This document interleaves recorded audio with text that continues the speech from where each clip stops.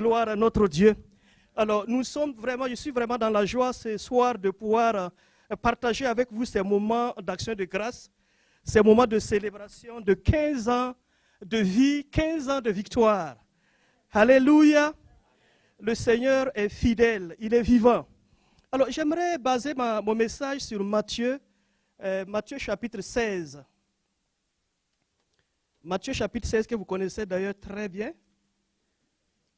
Matthieu chapitre 16, bien sûr le verset 18. Et là, c'est une déclaration de Jésus lui-même. Une déclaration prophétique. Alléluia. Est-ce qu'on peut se tenir debout, bien-aimés? On va lire la parole de Dieu parce que ce sont les propos de Jésus-Christ lui-même.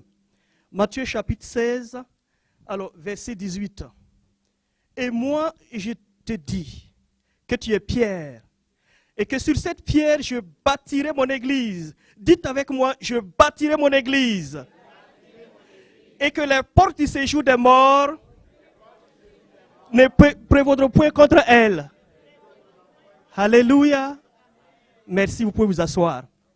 Alors là, c'est une déclaration de Jésus, une déclaration qui a été faite il y a 2000 ans. Et en faisant cette déclaration, Jésus a engagé en même temps, n'est-ce pas, les chrétiens du temps où il existait, où il était toujours en vie, et les chrétiens de toutes les générations, et les chrétiens de toutes les nations. Je bâtirai mon église. Et après, n'est-ce pas, il est parti. Mais cette parole prophétique s'est concrétisée et elle continue de se réaliser. Alléluia. Et ce qui est intéressant, c'est que Jésus a lancé en même temps cette prophétie-là une promesse. Il a dit que les portes du séjour des morts ne prévaudront point contre son église. Alléluia. Notre Dieu est vivant. Et si l'église de Dieu existe encore aujourd'hui, c'est qu'elle est basée aussi sur cette prophétie. Et la prophétie de Jésus ne tombe pas à terre. Elle va s'accomplir. Même si la promesse tarde à venir, elle s'accomplira certainement. Alléluia. Alors, 15 ans de ministère, 15 ans d'existence. Et je peux imaginer 15 ans de bataille, 15 ans de combat spirituel, 15 ans de prière, d'intenses prières. Il y a 15 ans, ce bâtiment n'existait pas. Donc c'est l'objet, c'est ce bâtiment-là, cet édifice-là, il est le fruit des années de prière, le fruit de tant d'années de labeur. Mais la victoire est là, alléluia, parce que c'est la prophétie de Christ qui continue, n'est-ce pas, à se réaliser. Donc 15 ans après, je pense qu'il y a lieu vraiment de s'arrêter pour célébrer. Pour célébrer des victoires. Et l'action de grâce revêt deux volets importants. L'action de grâce, c'est d'abord, n'est-ce pas, un acte que nous faisons, que nous posons pour souligner des victoires qui ont été remportées dans le passé. Mais c'est en même temps un acte de foi pour les victoires à venir. Et je déclare ce soir que les victoires à venir, n'est-ce pas, seront encore plus nombreuses que les victoires passées. Alléluia. Et cette église va continuer sa chevauchée. Elle va continuer à remporter des victoires sur tous les plans, sur tous les fronts, parce qu'elle est bâtie sur la promesse de Christ. Alléluia. Sur la parole infaillible de Christ. Alléluia. Gloire à notre Dieu et gloire à Jésus-Christ. Notre Dieu est vivant. Et rendre grâce à Dieu remplit pleinement sa volonté. Parce que la parole de Dieu nous dit, dans 1 Thessaloniciens chapitre 5, verset 18, ceci. Rendez grâce en toutes choses, car c'est à votre égard la volonté de Dieu en Jésus-Christ. Alléluia. C'est la volonté de Dieu de rendre grâce. Surtout quand il s'agit vraiment du ministère. Quand il s'agit des affaires du royaume. Rendons grâce, n'est-ce pas? Car c'est la volonté absolue de Dieu. Alléluia. Jésus, en faisant sa déclaration dans Matthieu 16 là, il n'était pas sans ignorer des batailles à venir. Il a dit que les portes du séjour des morts ne prévaudront point contre elles. Ça veut dire qu'à quelque part, l'Église va faire face à des hostilités, n'est-ce pas, à des difficultés, à des situations difficiles, à des vents contraires. Mais tous ces aléas-là ne vont pas avoir victoire sur son Église. Alléluia. C'est pourquoi nous sommes dans la volonté de Dieu de célébrer. Nous sommes dans la pleine volonté de Dieu de nous arrêter pour dire merci à Dieu. Pour dire merci à Dieu pour toutes ces victoires qui ont été engagées et les victoires aussi à venir. Et vous savez également que lorsque on est ouvrier du Seigneur, les difficultés aussi sont là. Les ouvriers. Pour pouvoir bâtir une maison, ce n'est pas facile.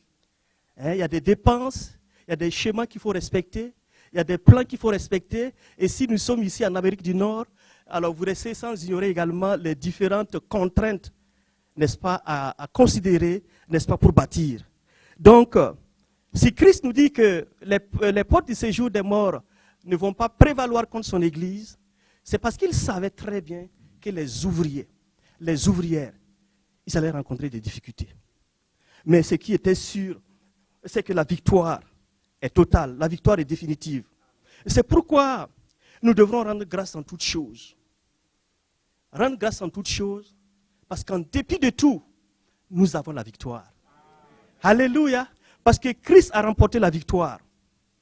Et à chaque fois que l'Église comptabilise une année de vie, une année d'existence, nous comptabilisons également des années d'échec de la part de l'ennemi. Alléluia. C'est pourquoi à tout moment on doit s'arrêter, n'est-ce pas, pour célébrer, n'est-ce pas, la vie de l'Église, pour célébrer, n'est-ce pas, les victoires engrangées par l'Église. Parce que la victoire que Christ, n'est-ce pas, a engagée sur son Église, va tenir jusqu'à ce qu'il revienne. Vous savez, l'Église est une force.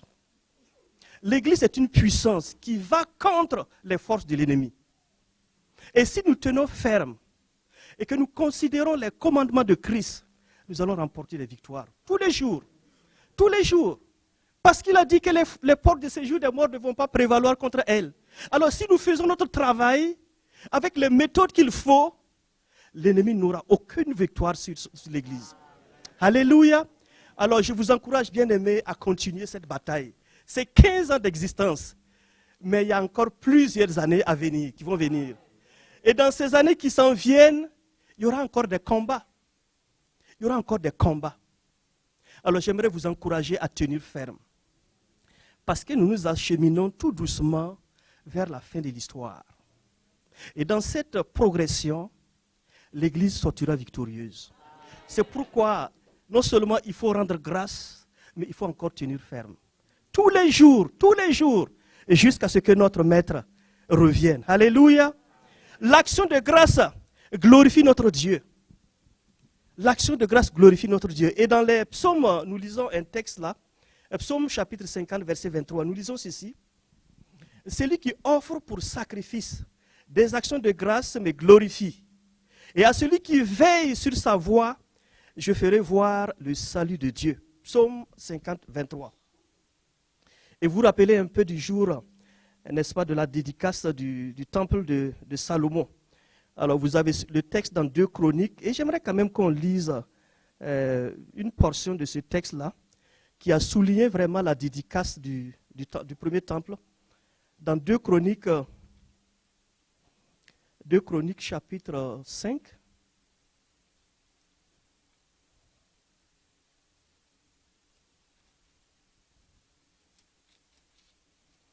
2 Chroniques chapitre 5, on va lire seulement les versets 11 à 14. Au moment où les sacrificateurs sortirent du lieu saint, car tous les sacrificateurs étaient présents, et tous les sacrificateurs présents s'étaient sanctifiés sans observer l'ordre des classes. Et tous les Lévites qui étaient chantres, Asaph, Éman, Jeduthun, leurs fils et leurs frères, revêtus de bisus, se tenaient à l'orient de l'autel avec des cymbales, des luttes et des harpes, et avaient auprès d'eux 120 sacrificateurs sonnant des trompettes. Et lorsque ceux qui sonnaient des trompettes et ceux qui chantaient s'unissaient d'un même accord, pour célébrer et pour louer l'Éternel, firent retentir les trompettes, les cymbales et les autres instruments, et célébrèrent l'Éternel par ses paroles. Car il est bon, car sa miséricorde dura toujours. En ce moment, la maison de l'Éternel fut remplie d'une nuée.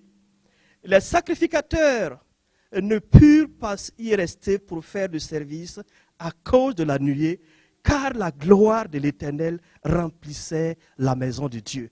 Amen. Alléluia. Le jour de la dédicace, le jour où ils ont célébré, n'est-ce pas, la construction, n'est-ce pas, du premier temple, la gloire de Dieu est descendue. Alléluia. Pourquoi?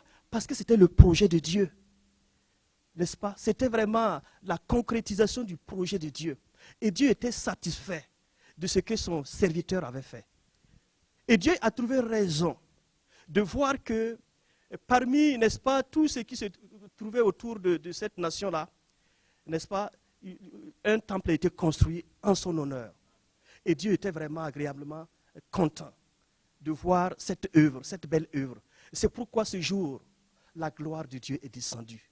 Et la Bible souligne que même les sacrificateurs n'étaient pas capables de continuer leur service à cause de la gloire.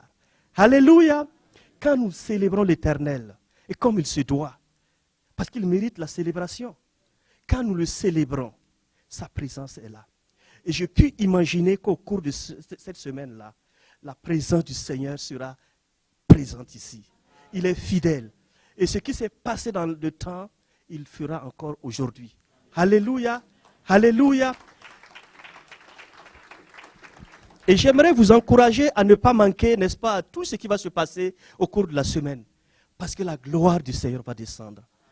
Parce qu'il est fidèle. Et Jésus a confirmé que les portes du séjour des morts ne prévaudront point contre son Église. Alléluia! Et donc quand son Église, à l'unisson, le célèbre, sa gloire ne peut pas manquer. Sa gloire sera toujours là. Alléluia! Que le Seigneur bénisse toutes, n'est-ce pas, tous les membres de l'Église, n'est-ce pas, du conseil, Église, la mission Rebot. Que le Seigneur vous bénisse, que le Seigneur vous fortifie, parce que vous êtes à la bonne place. Vous êtes à la bonne place. Et ce que vous êtes en train de faire là, ça touche le cœur de Dieu.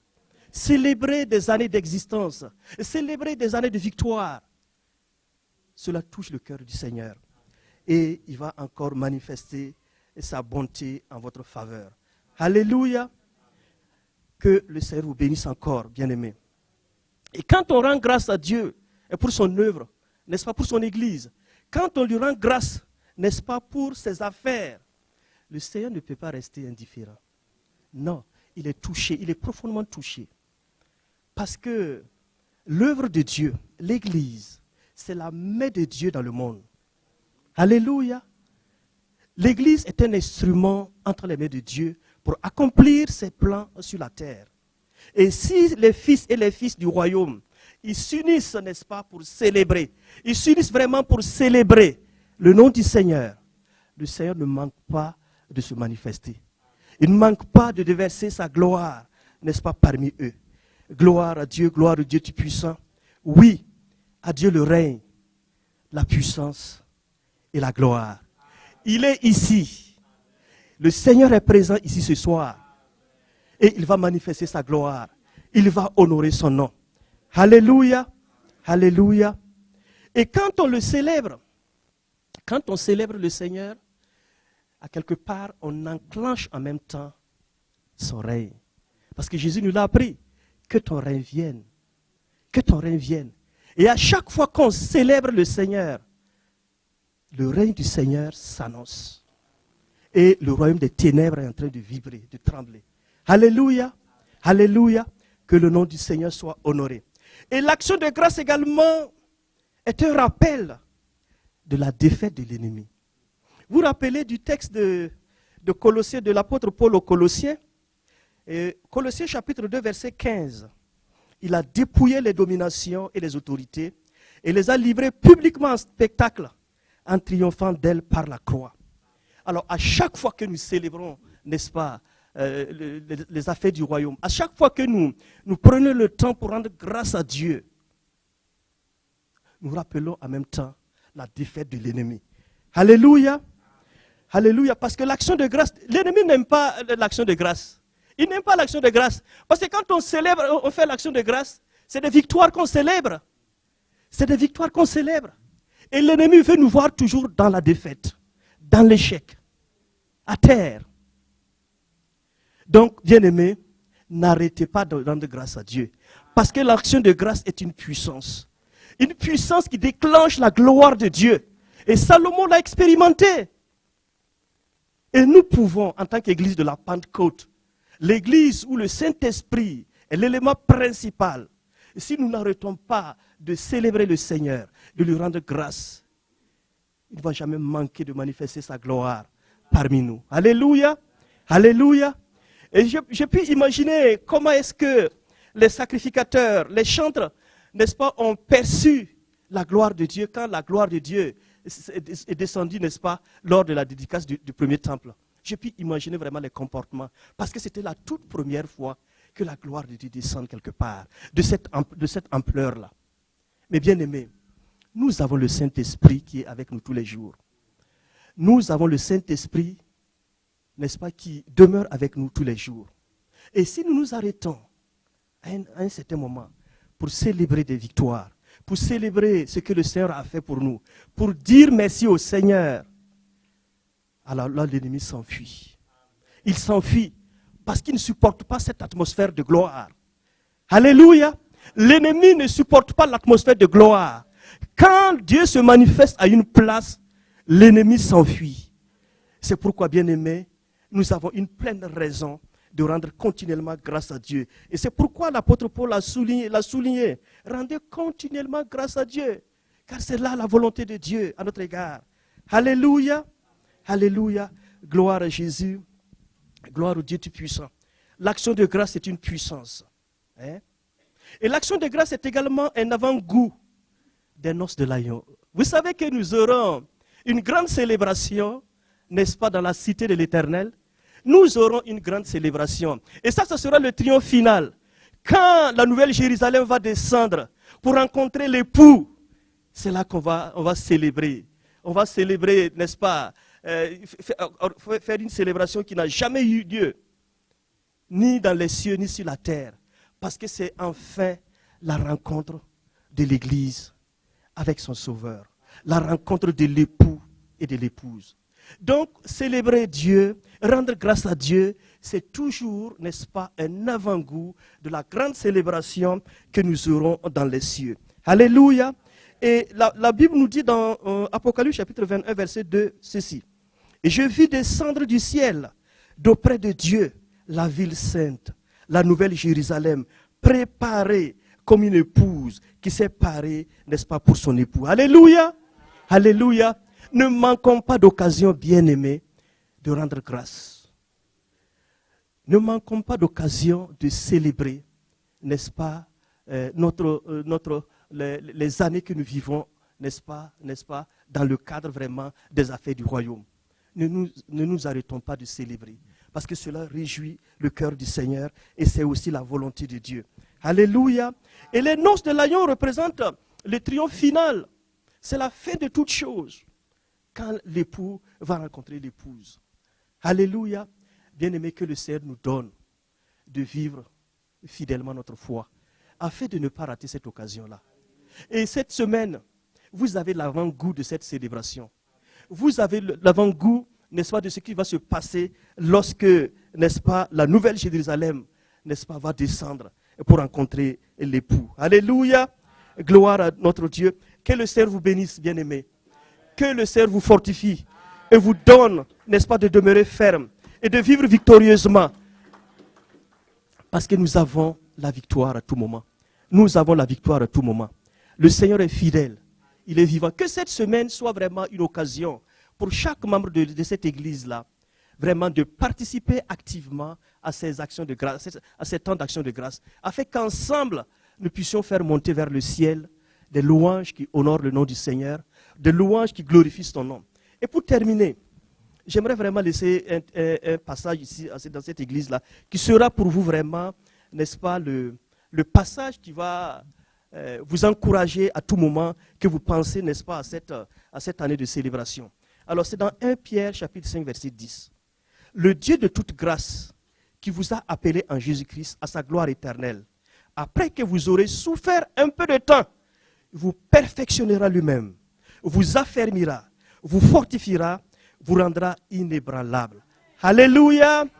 Vive l'Église de Christ. Alléluia. Vive l'Église triomphante. Alléluia. Victoire éternelle à Jésus. Alléluia. Et à son Église. Amen. Que le Seigneur vous bénisse. Amen. Au nom de Jésus.